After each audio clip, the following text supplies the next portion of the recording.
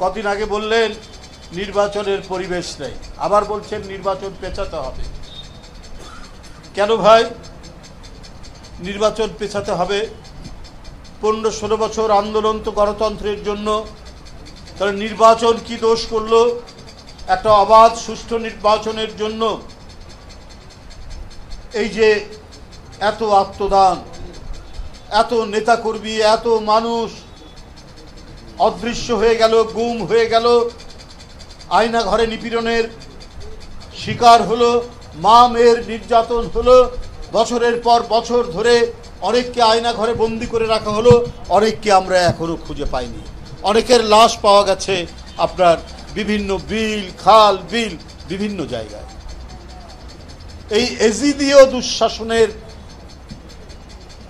যে ঘটনা ঘটেছে এই দেশে 15-16 বছর, কারণ আমরা চেয়েছি মানুষের নাগরিক অধিকার, প্রকৃত গণতন্ত্র। প্রকৃত গণতন্ত্রের চর্চা থাকলে সত্য কথার উচ্চারণ করা যায়, ন্যায়ের পক্ষে সংগ্রাম করা যায়। গণতান্ত্রিক পরিবেশ থাকলে তাহলে আজকে অবাধ সুষ্ঠু নির্বাচন, মানুষের প্রত্যাশা যেটি ছিল ডক্টর মোহাম্মদ ইউনূস প্রধান উপদেষ্টা, তার নেতৃত্বে সেটি সম্পন্ন হবে। এই জন্যই তো 15-16 বছর লড়াই। আজকে আপনারা একটি রাজনৈতিক দল, আপনাদের অতীত নিয়ে কথা বলতে চায় না, মানুষ সবাই জানে। আজকে আপনারা বলেন পিছাতে হবে। কেন পিছাতে হবে? 1.5 বছর হয়ে যাচ্ছে, এই 5ই আগস্টে 1 বছর পূর্ণ হবে। আর যদি আমরা ধরেও নেই ফেব্রুয়ারিতে, তো প্রায় 1.5 বছরের কাছাকাছি। তো এর মধ্যে কি আপনার যে মানুষের যে প্রয়োজনীয় সংস্কার, সে সংস্কার কি সম্ভব নয়? তাহলে নির্বাচনকে কেন আপনারা টার্গেট করেছেন? এদিকে বলছেন পেছাতে হবে, আবার কোথাও কোথাও আপনারা নমিনেশন দিচ্ছেন, বলে আসছেন এই আমাদের প্রার্থী। এটা হচ্ছে দ্বিচারিতা, ডাবল স্ট্যান্ডার্ড। আপনারা দেখবেন খবরের কাগজ খুললে প্রায় বলা হচ্ছে যে অমুক অমুক কনস্টিটিউয়েন্সিতে সংসদীয় আসনে জামাতের অমুক নেতাকে মনোনয়ন দেওয়া হয়েছে। এরকম আমরা প্রায় 33-34টা আমরা ব্যক্তির কথা জানি, যেটা ওই রাজনৈতিক দল তারা কি বলে যে নমিনেশন দিয়ে দিচ্ছে। তাহলে এই সমস্ত করছেন কেন আপনারা?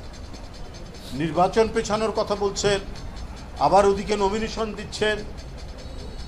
তো এইটা আমরা রাজনৈতিক যে স্টাডি ওনাদের সম্পর্কে, এটা আমরা দেখেছি যুগ যুগ ধরে তারা জনগণের সেন্টিমেন্টটা বুঝতে চায় না। যদি জনগণের সেন্টিমেন্ট বুঝতে চাইতো তাহলে 71 সালের বিরোধিতা করতো না, তাহলে 86 সালে শেখ হাসিনার সাথে গিয়ে এরশাদের মতো একটা নির্বাচনে তারা অংশগ্রহণ করতো না। কারণ এরা জনগণকে কোনো ম্যাটার করে না। জনগণের যে মূল্য আছে গণতন্ত্রে, সবচাইতে বড় মূল্য, সেই মূল্যকে তারা পাত্তা দিতে চায় না।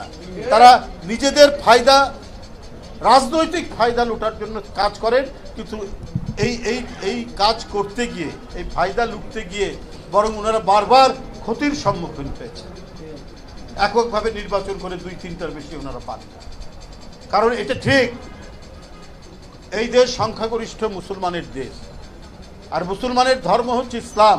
আর ইসলামের বড় কথা হচ্ছে তুমি যে অঙ্গীকার করবে সেই অঙ্গীকার রক্ষা করবে। ওনারা কোনোদিন অঙ্গীকার রক্ষা করেনি। বেগম জিয়া অঙ্গীকার, তারেক রহমান সাহেব অঙ্গীকার রক্ষা করেছে।